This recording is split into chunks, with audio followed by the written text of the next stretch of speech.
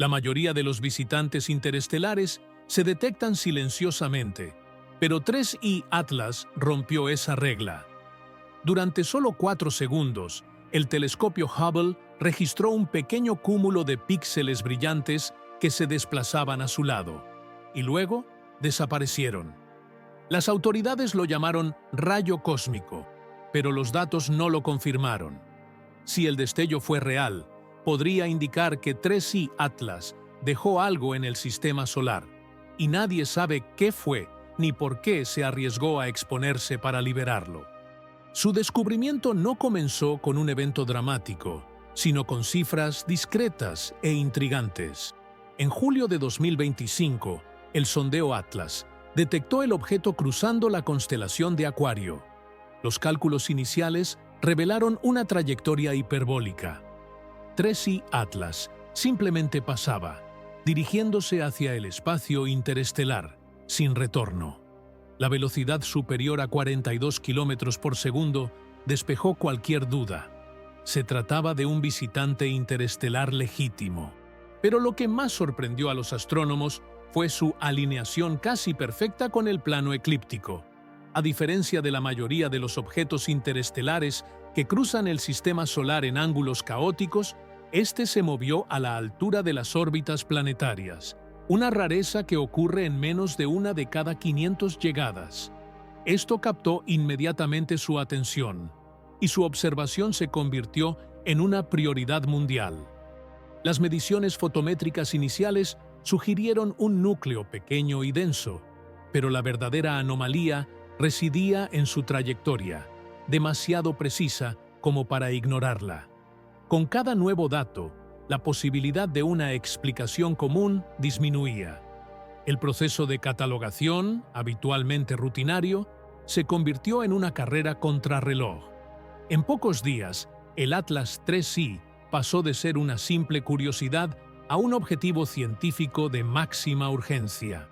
Esta convergencia de datos dio lugar a la campaña del Hubble, un último intento por observar todo lo posible antes de que el visitante se escapara para siempre. Asegurar tiempo de observación en los telescopios más importantes del mundo nunca es algo garantizado. Cada espacio se mide en minutos, se compara con la demanda global y se otorga solo tras una rigurosa evaluación por parte de los comités del programa. Cuando llegó la alerta de descubrimiento del Atlas 3I, la reacción de los programadores del observatorio fue inmediata. En 48 horas, tanto el telescopio espacial Hubble como el telescopio espacial James Webb recibieron solicitudes urgentes de equipos de Norteamérica, Europa y Asia. Las solicitudes presentaban el caso: un objeto interestelar en órbita hiperbólica, con una trayectoria alineada con la eclíptica. Una configuración observada en menos de 1 de cada 500 llegadas interestelares. La justificación científica era clara. Era una oportunidad única en una generación, y la ventana para un estudio significativo se cerraría en semanas, no en meses. La oficina del programa Hubble, acostumbrada a deliberar en ciclos de meses, aceleró la revisión. Para el 10 de julio, se había aprobado el plazo para la cámara de campo amplio. El telescopio espacial Hubble, número 3, se centró en la obtención de imágenes de alta cadencia y la espectroscopia ultravioleta visible. Posteriormente, se asignó el telescopio espacial James Webb, con observaciones en el infrarrojo medio para investigar en detalle la composición del objeto. Los observatorios de las Islas Canarias también reconfiguraron sus calendarios, posponiendo a menudo proyectos planificados desde hacía tiempo para asegurar al menos algunas exposiciones. La Red Internacional de Alerta de Asteroides coordinó los protocolos de intercambio de datos, garantizando que todos los datos de fotometría, astrometría y espectroscopia se recopilaran y analizaran casi en tiempo real. Este nivel de coordinación tuvo un coste. El tiempo de observación con el Hubble y el Webb suele reservarse con años de antelación, compitiendo con los estudios de exoplanetas, los estudios de la evolución de galaxias y la astronomía transitoria. Para redirigir estos recursos, los comités del programa debían justificar no solo el rendimiento científico, sino también el riesgo de perder otros descubrimientos importantes. Sin embargo, el cálculo era simple. Nadie quería ser el comité que dejaba pasar a un visitante interestelar sin examinarlo.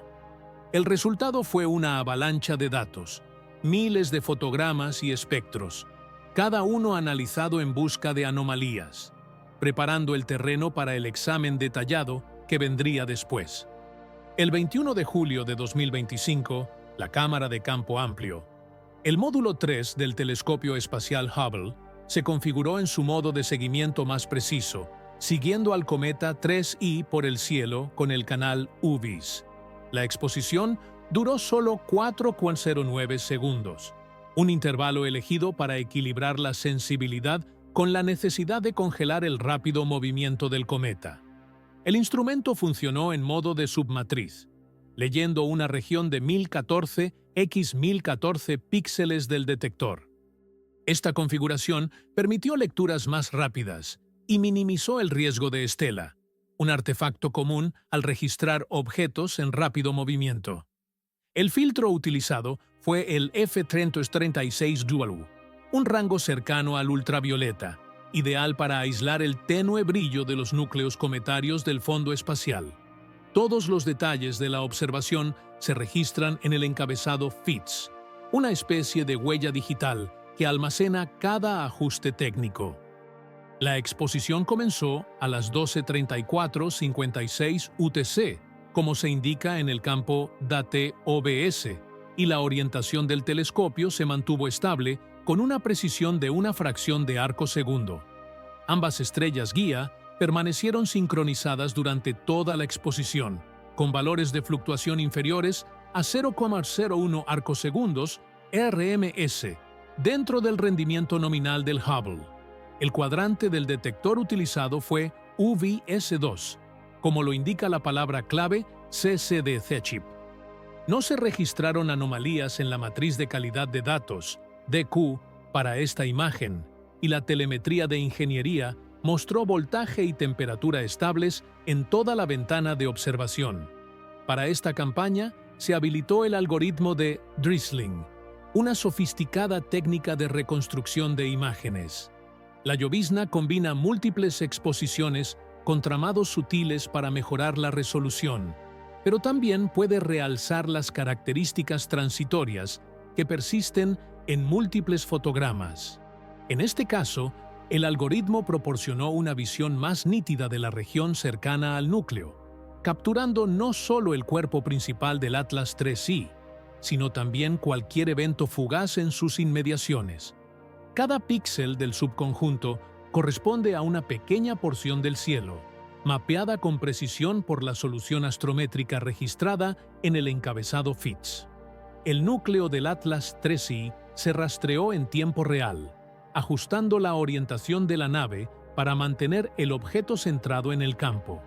Este seguimiento directo en el chip permitió una mayor sensibilidad a fenómenos tenues y de rápido movimiento, un enfoque crucial cuando apareció la anomalía. La brevedad de la exposición, la elección del filtro y la configuración del subarreglo no fueron decisiones arbitrarias. Reflejan un compromiso deliberado: maximizar las posibilidades de capturar un evento transitorio y minimizar el riesgo de falsos positivos causados por rayos cósmicos o ruido electrónico. Los filtros automáticos de la línea de procesamiento de datos están diseñados para detectar y eliminar destellos de un solo píxel y ruido no correlacionado. Aún así, el evento en cuestión, un grupo persistente de múltiples píxeles que rastrean el núcleo, superó estas medidas de seguridad y apareció en los datos sin procesar para su análisis independiente. Todos estos datos, tiempo de exposición, filtro, subarreglo, bloqueo de la estrella guía, fluctuación, se archivan públicamente en la base de datos MAST. Cualquiera con las herramientas adecuadas puede descargar los archivos FITS sin procesar, inspeccionar los encabezados y determinar por sí mismo si la anomalía se ajusta al perfil de un artefacto digital o a algo más sustancial. Esta transparencia técnica es intencionada y pone a disposición de cualquier observador las mismas herramientas forenses utilizadas por el equipo original del Hubble. En el contexto de esta exposición, la aparición de la anomalía no puede considerarse un simple defecto. La configuración del instrumento, la estabilidad del seguimiento y las métricas de calidad de los datos apuntan a una observación controlada y bien comprendida. Las cifras no son solo detalles de fondo, constituyen la base de cualquier análisis serio de lo ocurrido en esos 4 segundos junto al Atlas 3I. La reputación de Brian H. Clijsters en la comunidad astronómica no se basaba en credenciales institucionales, sino en una inquebrantable atención al detalle.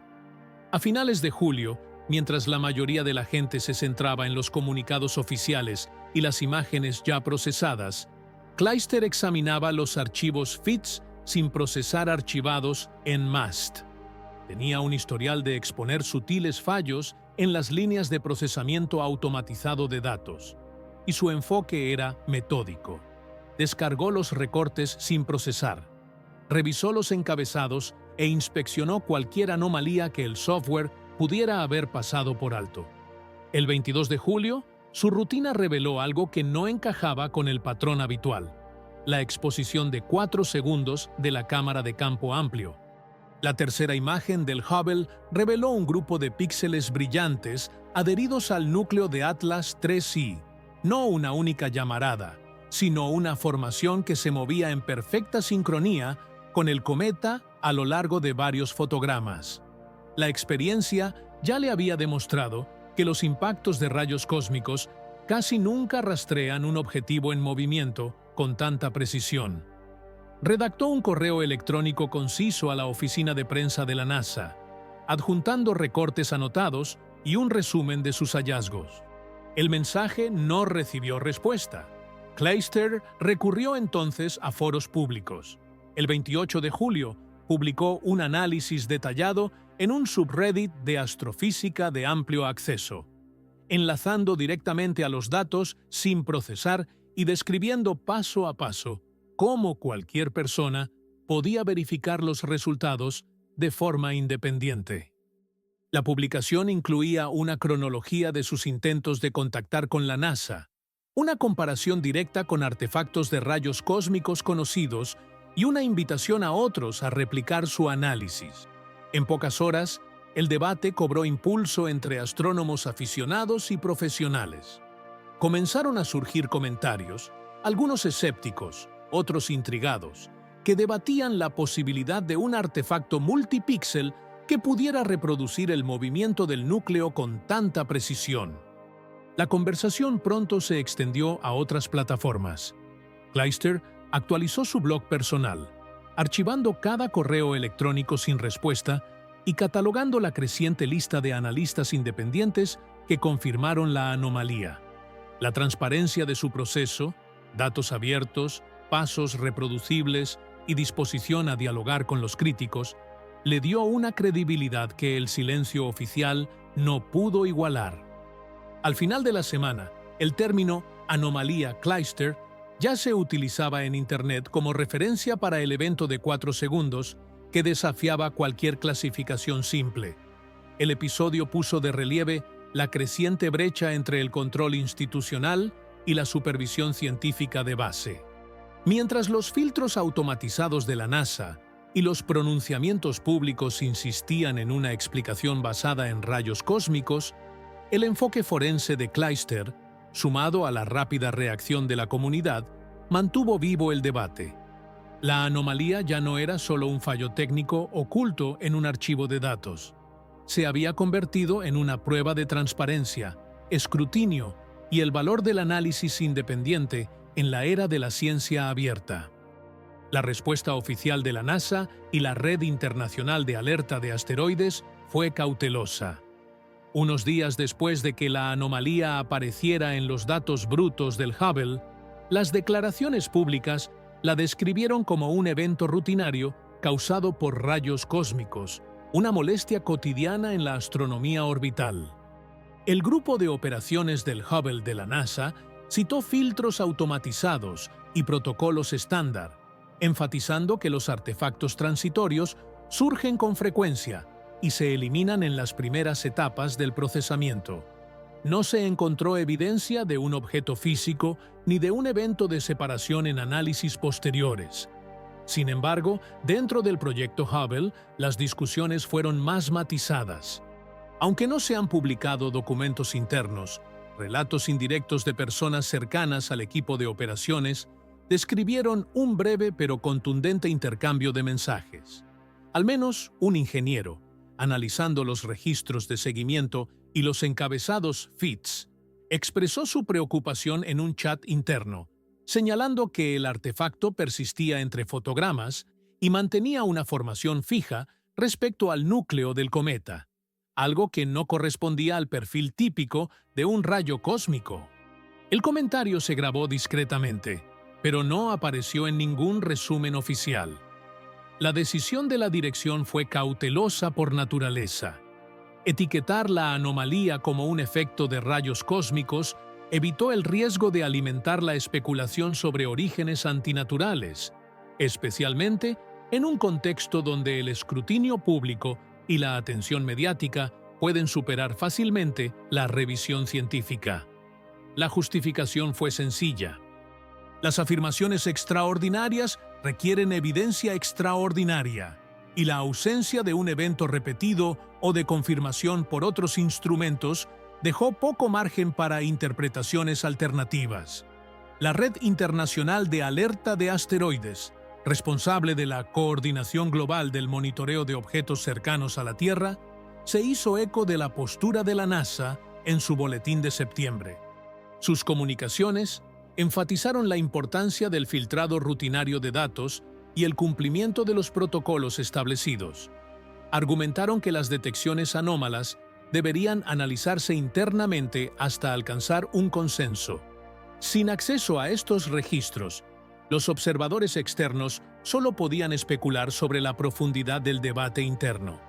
Las solicitudes de documentación realizadas a través de canales formales, incluidas las solicitudes amparadas por la Ley de Libertad de Información, resultaron en retrasos o denegaciones, justificadas por la revisión científica continua y la sensibilidad de los datos. Periodistas e investigadores independientes presionaron por transparencia, pero no se hicieron públicos correos electrónicos ni transcripciones autenticadas. En entrevistas, científicos planetarios reiteraron que las discusiones internas sobre anomalías son una práctica habitual y se mantienen confidenciales hasta que se alcance un consenso claro. El resultado fue un estancamiento. Los canales oficiales mantuvieron la explicación de los rayos cósmicos, mientras que analistas externos seguían cuestionando la persistencia y el comportamiento de la anomalía. El aparato institucional, diseñado para evitar conclusiones precipitadas, se mantuvo en modo de espera, sin confirmar ni negar la posibilidad de algo más. Por ahora, los datos brutos permanecieron en el archivo público, pero la historia sobre lo ocurrido en esos 4 segundos junto a 3I Atlas estaba, al menos oficialmente, cerrada. Un filamento de casi 6,000 kilómetros de largo, alineado directamente hacia el Sol, sigue siendo la característica más desconcertante en los datos del Hubble del 21 de julio. En el vocabulario de la física cometaria, esto no solo es raro, sino casi paradójico. La presión de la radiación solar, al actuar sobre el polvo y el gas, debería alejar cualquier cola o chorro del resplandor solar, no acercarlo. Las leyes que rigen estas fuerzas son claras. El empuje de la luz solar supera fácilmente la gravedad ejercida sobre pequeños granos de polvo, dando forma a las clásicas colas antisolares observadas en los cometas durante siglos. Pero en este caso, la evidencia simplemente no concuerda con las expectativas de los libros de texto. Los intentos de modelar el filamento mediante la dinámica convencional del polvo rápidamente se toparon con problemas. El grupo de la Dr. Thénard Celina Voronin, en la Universidad de Oslo, realizó simulaciones utilizando ecuaciones estándar para la fuerza de radiación y la carga de masa del polvo. En los modelos, solo los granos con diámetros de varios centímetros, mucho más densos y pesados que cualquier cosa expulsada por un cometa típico, podrían soportar la presión solar y mantener su orientación hacia el Sol. Sin embargo, la columna observada no mostró la rápida desaparición o fragmentación esperada para partículas tan masivas. Por el contrario, persistió, estable y nítidamente definida, durante la exposición al Hubble. El Dr. Michael Jansay, de Caltech, abordó el problema desde la perspectiva opuesta. En lugar de preguntarse cómo el polvo podía resistir el empuje solar, su equipo calculó la fuerza necesaria para contrarrestarlo activamente. Las cifras fueron contundentes. Para sostener una columna de 6,000 kilómetros de diámetro apuntando al Sol, la fuente necesitaría ejercer una fuerza continua y dirigida, capaz no solo de neutralizar la presión de la radiación, sino también de superar la propia velocidad de salida del objeto. En mecánica orbital, este es el sello distintivo de una maniobra de frenado. Un chorro o columna dirigido hacia el Sol, a la velocidad y el ángulo registrados, imita matemáticamente el efecto de un retroempuje, frenando el objeto, estabilizando su trayectoria o incluso preparándolo para una separación controlada. Las analogías históricas son de poca ayuda. La anticola del cometa Arendt-Roland en 1957 y las breves características solares del cometa Encke solo se explicaron posteriormente mediante alineaciones poco frecuentes de planos de polvo y explosiones momentáneas de granos más pesados. En ambos casos, los efectos desaparecieron en pocas horas o días, y siempre en cometas ricos en agua. En contraste, 3I Atlas mantuvo su columna a una velocidad heliocéntrica muy superior a la de cualquier cometa registrado, y con un núcleo cuya composición pronto se revelaría como cualquier cosa menos ordinaria. La escala del filamento, su orientación inquebrantable y la incapacidad de los modelos de polvo estándar para explicar su dinámica obligaron a los investigadores a reconsiderar las fuerzas que realmente estaban en juego. Para Voronin y Jansay, las cifras se alejan de las explicaciones pasivas. La única manera de equilibrar las ecuaciones es invocar un proceso activo, una fuerza no proporcionada por la luz solar, sino por el propio objeto. Aún se debate si esta fuerza fue natural o artificial. Lo que está claro es que, durante 4 segundos, el 21 de julio, los datos del Hubble registraron algo que no se ajusta al comportamiento habitual de un cometa. La física exige una respuesta que los modelos convencionales no pueden proporcionar.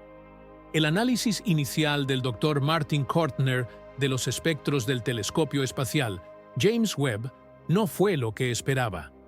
Durante semanas, se asumió que se trataba de un cometa seco y de rápido movimiento, quizás con características inusuales, pero aún explicable como un remanente de otra estrella. Sin embargo, los espectros revelaron una historia diferente. Las observaciones del Webb en el infrarrojo medio, realizadas unos días después de la anomalía registrada por el Hubble, revelaron un conjunto de líneas de emisión que no pertenecían al vapor de agua, al dióxido de carbono, ni a ninguno de los cometas volátiles conocidos. Los elementos dominantes eran metálicos, picos fuertes y bien definidos, correspondientes al níquel y al hierro, pero en proporciones sin precedentes. El equipo de Kortner en el Centro Goddard de la NASA comparó los datos con el modelo estándar de cometas. El agua, el principal motor de desgasificación en la mayoría de los cometas, parecía representar menos del 4% de la masa, un valor 10 veces inferior al registrado en los objetos más secos de la nube de Oort. La proporción níquel-hierro era cercana a 1:1, una composición mucho más parecida a la del acero inoxidable industrial que a la de cualquier cuerpo conocido del sistema solar. Como referencia, el modelo tradicional de bola de nieve sucia predice una proporción níquel-hierro de aproximadamente 0,06. 3i Atlas registró 0,95, un valor idéntico al del acero inoxidable 304 utilizado en la fabricación terrestre. Las implicaciones trascendieron la química. Tetracarbonilo, un compuesto volátil poco frecuente fuera del laboratorio, en la coma. En la Tierra, esta molécula es típica de las emisiones industriales, no de los procesos naturales de sublimación. Su presencia en los espectros planteó preguntas inmediatas sobre su origen y mecanismo de liberación. El grupo de Kortner verificó y reevaluó las calibraciones de los instrumentos, eliminando la posibilidad de artefactos de detección o identificación errónea de líneas espectrales. La línea de procesamiento del Webb, diseñada para detectar contaminación cruzada e impactos de rayos cósmicos, no indicó ninguna anomalía en los fotogramas relevantes.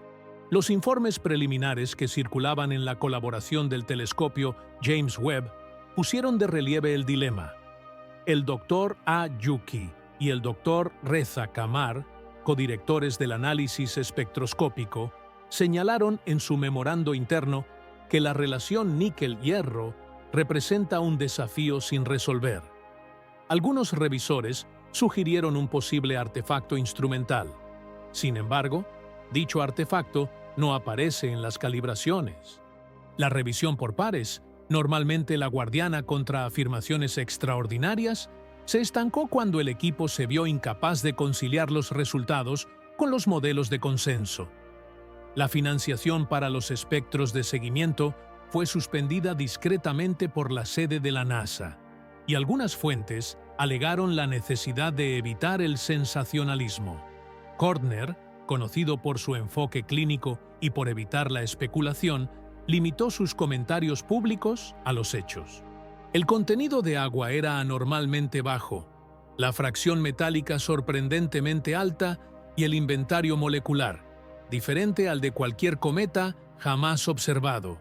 Señaló que si el filamento registrado por el Hubble no estuviera compuesto de polvo, sino de fragmentos metálicos, su reflectividad y persistencia serían lógicas. Los granos grandes y pesados de aleación de níquel-hierro resistirían la presión de la radiación solar, manteniendo su orientación hacia el Sol, incluso mientras los volátiles más ligeros se disipaban. El debate sobre si el material expulsado por 3i Atlas era de origen natural o artificial se intensificó.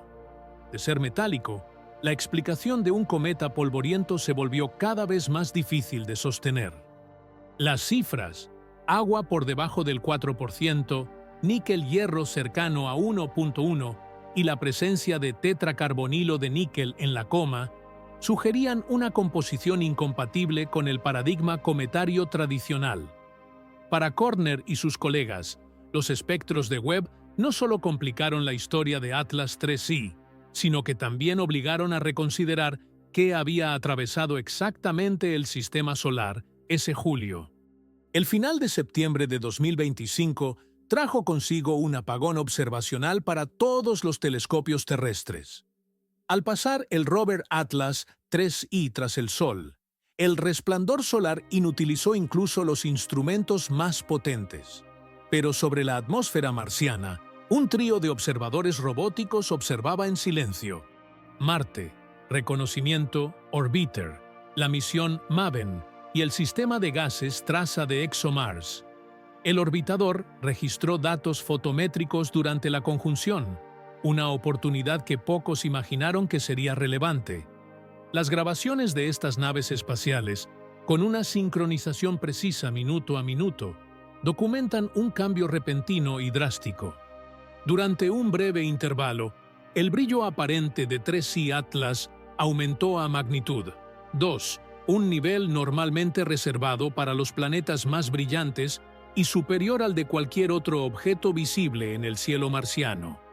La llamarada apareció en los 3 conjuntos de datos, cada uno calibrado independientemente, y todos confirmando el mismo pico imposible. Los controladores de la misión, acostumbrados a monitorear sutiles variaciones en la actividad cometaria, se encontraron con lecturas que desafiaban precedentes y expectativas. Las teleconferencias entre los equipos científicos comenzaron en tiempo real. La confusión dominó los intercambios iniciales. El pico de magnitud no coincidió con ningún evento de desgasificación o fragmentación previsto.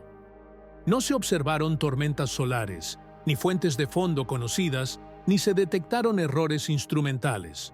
Un ingeniero del Centro de Operaciones de la misión ExoMars de la Agencia Espacial Europea, tras revisar los registros, afirmó que no se trató de un error de calibración, sino que el pico fue real y se produjo simultáneamente en todos los instrumentos.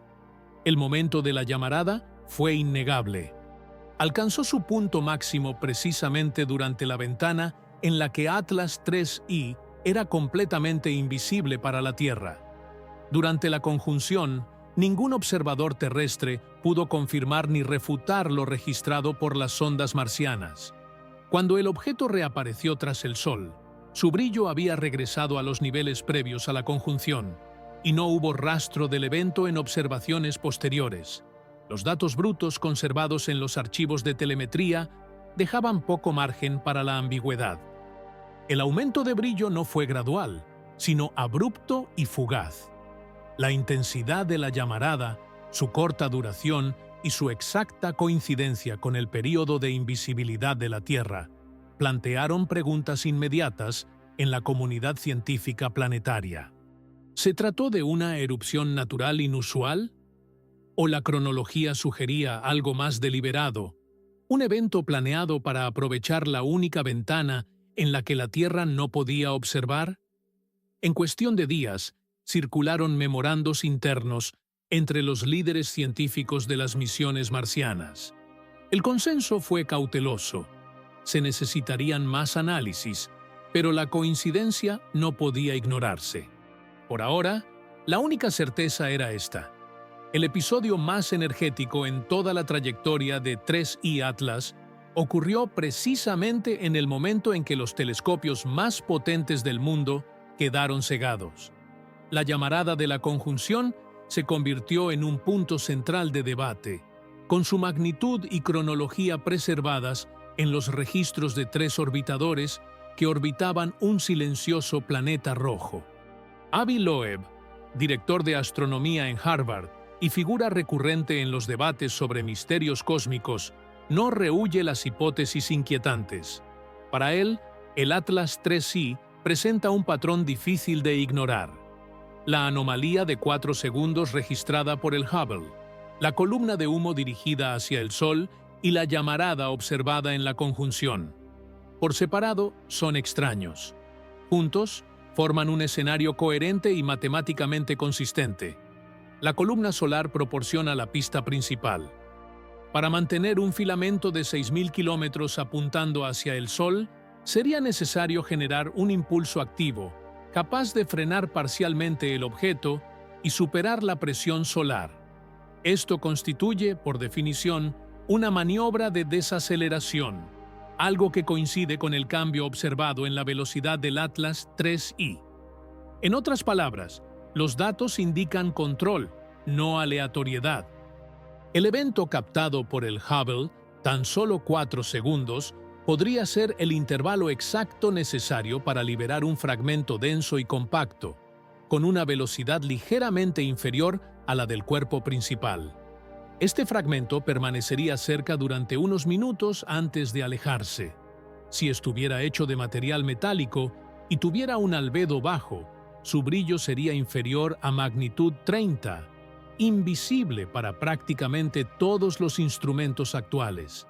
En otras palabras, la desaparición no prueba que no haya ocurrido nada. Solo confirma que, si algo ocurrió, estaba previsto que permaneciera oculto. Loeb relaciona esto con la hipótesis del bosque oscuro, la idea de que las civilizaciones avanzadas pueden ocultar sus sondas, activándolas solo cuando es improbable detectarlas. La conjunción solar sería el punto ciego perfecto. Y la inusual alineación con la eclíptica extremadamente rara entre los visitantes interestelares, sitúa al Atlas 3i exactamente en el corredor orbital ideal para dejar algo oculto.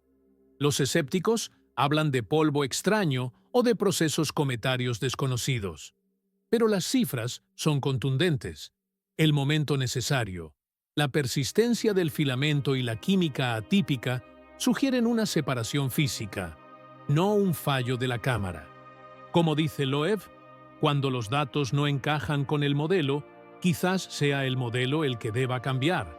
La única certeza es que la anomalía apareció y desapareció con precisión quirúrgica y permanece sin explicación en los datos astronómicos más minuciosamente analizados de nuestro tiempo. A medida que nuestra vista se extiende más, nuestros puntos ciegos se vuelven aún más peligrosos. La ausencia de evidencia no es evidencia de ausencia. El próximo visitante interestelar podría llegar sin previo aviso, y lo que ignoremos podría redefinir nuestro lugar en el universo. ¿Qué crees que nos falta? Deja tu opinión en los comentarios.